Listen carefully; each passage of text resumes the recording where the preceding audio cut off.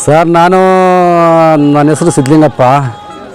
ನಮ್ಮ ತಾತ ನಮ್ಮ ತಂದೆಯವ್ರ ಕಾಲದಿಂದನೂ ನಾವು ಇಲ್ಲೇ ಹುಟ್ಟೆ ಬೆಳೆದು ಇಲ್ಲೇ ಸಾಗುವಳಿಗಳು ಮಾಡಿಕೊಂಡು ಗೌರ್ಮೆಂಟ್ ಏನು ನಮಗೆ ಆ ಕಾಲದಲ್ಲಿ ಈ ಭೂಮಿನ ಸಾಗುವಳಿ ಮಾಡೋಂಥ ತೋರಿಸೋಂಥ ಕಾಲದಿಂದನೂ ಅಲ್ಲಿಂದ ಇಲ್ಲಿ ತನಕನೂ ನಾವು ಇಲ್ಲೇ ಇದ್ದೀವಿ. ನಾವೇನು ಎಲ್ಲಿಂದ ಬಂದಿಲ್ಲ.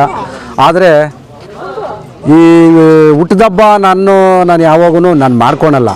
ಹಾಗಾಗಿ ಸ್ವಲ್ಪ ಈ ಊರಿನ ಜನಗಳಿಗೆ ಸ್ವಲ್ಪ ಗೊತ್ತಾಗಲಿ ಅಂತ ನಾನು ಬೆಳಿಗ್ಗೆ ಎದ್ದು ನಿಂತು ಓಡಾಡಿದ್ರೆ ಅಸೆಂಬ್ಲಿ ವಿಧಾನಸೌಧ ನನ್ನ ಚಿಂತನೆಗಳು. ಈ ಬಡವರು ಈ ಊರುಗಳಲ್ಲಿ ಏನೇನು ವಾಸ ಮಾಡ್ತಾಯಿದ್ದಾರೆ ಅದನ್ನು ಸರ್ಕಾರಗಳು ಏನು ಮಾಡ್ತಾಯಿದ್ದಾರೆ ಅಂತ ನಾವು ಪ್ರತಿ ಒಂದು ದಿನವೂ ನಾವು ವಿಧಾನಸೌಧ ನಾವು ನೋಡ್ತಾಯಿದ್ದೀವಿ. ಈ ಊರು ಅತಂತ್ರ ಸ್ಥಿತಿನಲ್ಲಿದ್ದಾವೆ. ಸಾಹೇಬರು ಈಗ ಹೇಳ್ದಂಗೆ ನಮ್ಮ ಮರಿಯಪ್ಪ ಸಾರು ನನ್ನ ಗೆಳೆಯ, ಸುಮಾರು ಅಯ್ಯಪ್ಪನು ಸುಮಾರು 30-35 ವರ್ಷ ನಾವು ಒಡನಾಟ. ಅಯ್ಯಪ್ಪನ ಜೊತೆಯಲ್ಲಿ ನಾನು ಜೊತೆಯಾಗಿ ನಾವು ಹೋರಾಟ ಮಾಡಿದ್ದೀವಿ. ಈ ಊರು ಅತಂತ್ರ ಸ್ಥಿತಿನಲ್ಲಿ ಬಾಳ್ತಾ ಇದೆ. ನಾನು ಪ್ರತಿದಿನವೂ ವಿಧಾನಸೌಧದಲ್ಲಿ ನಾನು ಈ ಸಭೆಗಳು ನೋಡ್ತಾ ಇದ್ದೀನಿ, ಜಿಲ್ಲಾಧಿಕಾರಿಗಳ ಸಭೆ ನೋಡ್ತಾ ಇದ್ದೀನಿ, ಜಿಲ್ಲಾ ಆಡಳಿತದಲ್ಲಿ ಇವತ್ತು ಏನೇನು ಆಗ್ತಾಯಿದೆ, BBMP GBಗಳು ಏನೇನು ಮಾಡ್ತಾ ಇದ್ದಾವೆ. ಈ ಊರು ಅತಂತ್ರ ಸ್ಥಿತಿ ಇದೆ. ಬಂಧುಗಳೇ, ನಮ್ಮ ಪಿಲ್ಗಾನಹಳ್ಳಿ ಸ್ನೇಹಿತರುಗಳೇ, ಇವತ್ತು ನಾನು ಈ ಭಗವಂತನ ಮುಂದೆ ನಾನು ಏನು ಹೇಳೋದಕ್ಕೆ ಇಷ್ಟಪಡ್ತೀನಿ ಅಂದರೆ, ಸತ್ಯ ಬಿಟ್ಟು ನಾನು ಬೇರೆ ಏನು ಹೇಳೋದಿಲ್ಲ. ಹಕ್ಕುಪತ್ರಗಳು ಏನೋ ಒಂದು 2-3 ತಾಸಲ್ಲಿ ಹಕ್ಕುಪತ್ರಗಳು ಮಾಡಿದ್ದಾರೆ. 94cc ಡಬಲ್ CCನಲ್ಲಿ ಸಿದ್ದರಾಮಯ್ಯ ಸರ್ಕಾರದಲ್ಲಿ 2015ರಲ್ಲಿ ಆಕ್ಟ್ ಮಾಡಿದ್ರು. ಅದನ್ನು CC ಆಕ್ಟು. ಆ ಆಕ್ಟು ಏನು ಹೇಳ್ತದೆ ಅಂದರೆ, ಸರ್ಕಾರಿ ಜಮೀನಲ್ಲಿ ಒಂದು ಕಡೆ ಕಾಯಂ ಕೊಟ್ಟಿದ್ದಾರೆ, ಒಂದು ಕಡೆ ನಮಗೆ ತಾತ್ಕಾಲಿಕವಾಗಿ ಮಾಡಿದ್ದಾರೆ. ಸ್ನೇಹಿತರೆ, ರಿಜಿಸ್ಟ್ರಿ ಪತ್ರಗಳಲ್ಲೇನೂ ತಾತ್ಕಾಲಿಕ ಅಂತ ಮಾಡಿದ್ದಾರೆ. ಏನು ತಾತ್ಕಾಲಿಕ ಮಾಡಿದ್ದಾರೆ, ನಿಮಗೆ ಜೀವ ಹೋಗೋವಾಗ 2 ನೀರು ಒಯ್ತೀವಿ, ಅದಕ್ಕೆ ಶಾಶ್ವತವಾಗಿ ನಿಮಗೆ ಜೀವನ ನಾನು ಕಾಪಾಡೋಕ್ಕಾಗಲ್ಲ ಅಂತ ಹೇಳಿ ಅದನ್ನು ಷರತ್ತುಗಳು ಹಾಕಿ ಹಕ್ಕುಪತ್ರಗಳು ಮಾಡಿದ್ದಾರೆ. ಹಕ್ಕುಪತ್ರಗಳು ಮಾಡಿದವಾಗ ಅದು 3800 ಒಟ್ಟು ನಮ್ಮ ಪಿಲ್ಗಾನಹಳ್ಳಿ ಅರ್ಜಿಗಳು ಹಾಕ್ಸಿದ್ದೀವಿ. ನಾವೇ ನಿಂತು ಕುಲ್ಲಾಂಕುಷವಾಗಿ ನಿಂತು ಜಿಲ್ಲಾಧಿಕಾರಿಗಳನ್ನ ಸ್ಪಾಟ್ಗೆಲ್ಲ ಕರೆದು ಮಾಜರುಗಳು ಮಾಡಿಸಿ ಅರ್ಧ ಜನಕ್ಕೆ ಕೊಟ್ಟಿದ್ದಾರೆ. MLA ಸಾಹೇಬರು ಒಂದು ಸ್ವಲ್ಪ ಕೊಟ್ಟವ್ರೆ, DK ಸುರೇಶ್ ಸಾಹೇಬರು ಕೊಟ್ಟವ್ರೆ, ಕುಮಾರಸ್ವಾಮಿ ಸಾಹೇಬ್ರೂ ಕೊಟ್ಟವ್ರೆ.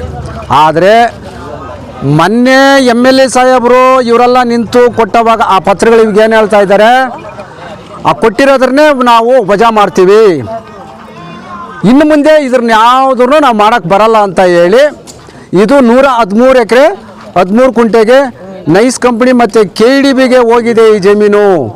ಇದು ಫ್ಲೈಟ್ಗಳಲ್ಲಿ ಸರ್ವೆ ಮಾಡಬೇಕು ಅಂತ ಹೇಳಿ ಅದನ್ನು ಮೂಲೆಗಿಟ್ಟಿದ್ದಾರೆ. ನಾನು ಹೇಳ್ತಾ ಇರೋದಿಷ್ಟೇ, ಮುನೇಶ್ವರ ಬಡಾವಣೆಯಲ್ಲಿ ಇವತ್ತು ಕೈ ಮುಗಿದು ಹೇಳ್ತಾ ಇದ್ದೀನಿ, ಮನೆಗೂ ಯಾರು ನೀವು ಎಚ್ಚೆದ್ದುಕೊಂಡು ಮಾನ್ಯ DK ಶಿವಕುಮಾರ್ ಅವರು ಇವಾಗ ಅಧ್ಯಕ್ಷತೆಯಲ್ಲಿ CM ಅವರು ಮುಂದೆ ಏನು ಮಾಡಿದಾರೆ ಅವ್ರಿಗೆ ಗೊತ್ತಿಲ್ಲ. ಇವಾಗ ಏನು ಆಗಿದೆ ಇದನ್ನೆಲ್ಲ ನಾವು ಪ್ರತಿಯೊಂದು ಹಂತವಾಗಿ ಏನು ಹಕ್ಕುಪತ್ರ ಎಷ್ಟು ಕೊಟ್ಟಿದ್ದಾರೆ ಅದನ್ನು ಒಂದು ಉಲ್ಲೇಖ ಮಾಡೋಣ, ಇನ್ನು ಎಷ್ಟು ಮಾಡಬೇಕು ಅನ್ನೋದನ್ನು ಅದನ್ನೂ ಒಂದು ಉಲ್ಲೇಖ ಮಾಡೋಣ ಮಾಡಿ ತಾವು ಈ ಸರ್ಕಾರಗಳಿಗೆ ನಾವು ಎತ್ಕೊಂಡೋಗಿ ಕೊಟ್ಟು ಇದನ್ನು ಕಾಯಂ ಹಕ್ಕುಪತ್ರ ಕೊಡೋ ತನಕ ನಾವು ಎದ್ದು ಹೋಗಲ್ಲ ಅಂತ ಹೇಳಿ ನಮ್ಮ ಜನಗಳೆಲ್ಲ ಒಂದು ಷರತ್ತುಗಳಾಗಿ ಕೂತ್ಕೊಂಡ್ರೆ ಹಂತವಾಗಿ ಏನೋ ಒಂದು ಮಾಡ್ಬೋದು. ಸ್ನೇಹಿತರೆ, ನಾನು ನನ್ನ ಹುಟ್ಟಿದಬ್ಬ ನಾನು ಕೊಂಡಾಡ್ಕೊಬೇಕು ಅನ್ನೋದಿಲ್ಲ. ಇಂಥ ವಿಚಾರಗಳು ಬಂದವಾಗ ಇಂಥ ಹಬ್ಬದ ವಿಚಾರಗಳಲ್ಲಿ ಇದನ್ನೆಲ್ಲ ನಿಮ್ಮ ಕಿವಿಗೆ ಹಾಕ್ಬೇಕಂತಲೇ ನಾನೆಲ್ಲ ಸೇರಿರೋದು. ಇದನ್ನು ಸತ್ಯ ನಾನು ನಿಮಗೆಲ್ಲನೂ ಹೇಳ್ತಾ ಇದ್ದೀನಿ. ಮುಂದಿನ ದಿನಗಳಲ್ಲಿ ಎಲ್ಲ ಸೇರಿಕೊಳ್ಳ್ರಿ. ಸೇರಿ ನಮಗೇನೋ ಅಂತ ಹೆಸರು ಬಂದುಬಿಡ್ತದೆ ಅಂತ ನೀವೇನು ತಿಳ್ಕೊಂಬರ್ರಿ, ನಿಮ್ಮನ್ನೇ ಮುಂದೆ ಬಿಡ್ತೀವಿ. ದಯಮಾಡಿ ಪಿಲ್ಗಾನಹಳ್ಳಿ ಗ್ರಾಮಸ್ಥರುಗಳೇ, ಮುನೇಶ್ವರ ಗ್ರಾಮಸ್ಥರುಗಳು ನಾನಿಷ್ಟೇ ಹೇಳೋದು, ನಾಳೆ ಇಷ್ಟೊತ್ತಿಗೆ ನೀವು ತಾಲೂಕು ಆಫೀಸ್ಗೆ ಹೋಗಿ ಬೊಬಿಯಾ ಅಂತ ಕೇಸ್ ವರ್ಕರ್ ಇದ್ದಾರೆ, ತಾವು ನಿಮ್ಮನ್ನೆಲ್ಲ ಕೈ ಮುಗಿದು ಕೇಳ್ತೀನಿ, ಪತ್ರಗಳು ಕೊಡಿ ಅಂತ ಕೇಳಿ ಅವ್ರ ಬಾಯಿನಲ್ಲಿ ಏನು ಬರುತ್ತೆ ಕೇಳಿ ಆಮೇಲೆ ನನಗೆ ಹೇಳಿ. ನಾವು ಸುಳ್ಳು ಇನ್ನೊಂದು ಮತ್ತೊಂದು ನನಗೆ ಹೇಳಕ್ಕೆ ಬರೋದಿಲ್ಲ. ನನ್ನ ಹಬ್ಬದ ವಾತಾವರಣದಲ್ಲಿ ನಾನು ಹೇಳೋದಿಷ್ಟೇ, ನಮ್ಮ ಬರ್ತ್ಡೇ ವಿಚಾರದಲ್ಲಿ ತಾವೆಲ್ಲರಿಗೂ ಒಂದು ಊರಿಗೆಲ್ಲನೂ ಒಂದು ಒಳ್ಳೆಯದಾದರೆ ನಮಗೆ ಸಾರ್ಥಕ ಆಯಿತು. ನಾವು ಬದುಕಿ ನಾವು ಹುಟ್ಟಿನೋ ನಮ್ಮ ಸಾರ್ಥಕ ಆಗ್ತದೆ. ದಯಮಾಡಿ ಮುಂದಿನ ದಿನಗಳಲ್ಲಿ ಸ್ನೇಹಿತರೆ ಎಲ್ಲನೂ ಎಚ್ಚೆದ್ಕೊಳ್ರಿ.